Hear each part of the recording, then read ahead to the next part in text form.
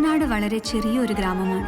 മനോഹരമായ ആ ഗ്രാമത്തിലെ ഇപ്പോഴുള്ള ശാന്തത ചിലപ്പോൾ വരാനിരിക്കുന്ന എന്തോ വലിയ വിപത്തിന്റെ സൂചനയായിരിക്കാം. പക്ഷെ ഏതൊരാപത്തിനെയും പ്രതിരോധിക്കാൻ തക്ക ഒന്നിനെ പ്രകൃതി തന്നെ സൃഷ്ടിച്ചിട്ടുണ്ടാവും. ജയഗണേഷ് ഗ്രാമത്തിലെ വളരെ ശാന്തനായ കുട്ടിയാണ്. മറ്റുള്ളവരിൽ നിന്നെല്ലാം വളരെ വ്യത്യസ്തം. ഐ തിങ്ക് ഹീസ് സ്കിൽ വളരെ റെയർ ആയിട്ടുള്ളൊരു സ്കിൽ.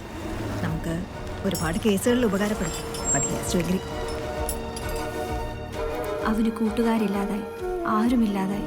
എല്ലാവരും അവനെ കളിയാക്കി. ഒടുവിൽ അവൻ അവിടെ എത്തി, സിദ്ധ കിണറിനടുത്ത്.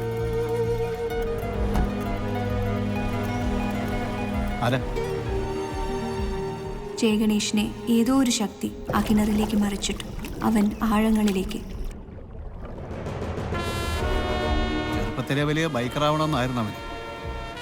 ഞാനറിയാതെ കോളേജിൽ പഠിക്കുമ്പോൾ ബൈക്ക് എടുത്തുകൊണ്ട് പോയതാ.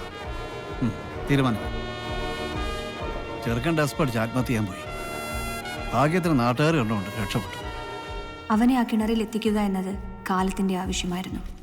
അവിടെ വെച്ച് അവർ തമ്മിൽ കണ്ടുമുട്ടി. ആ നാടിന്റെ വരൾച്ച തപസ് ചെയ്ത് മാറ്റി ആ കിണറിൽ മറിഞ്ഞ സിദ്ധൻ ജയഗണേഷിന് അവന്റെ ജന്മരഹസ്യം ഓതിക്കൊടുത്തു.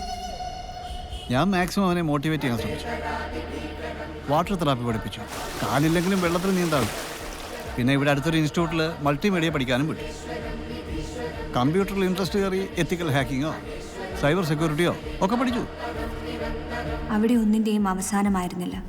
പുതിയൊരു ജയഗണേഷിന്റെ തുടക്കമായിരുന്നു. ഫൈറ്റ് ചെയ്യട്ടെ. ബാക്കിയുള്ള നാടിനെ ആക്രമിക്കാൻ പൈശാചിക ശക്തികൾ ഉടലെടുത്തു. ശത്രുക്കൾ അവന്റെ മുന്നിൽ ചാരമായി.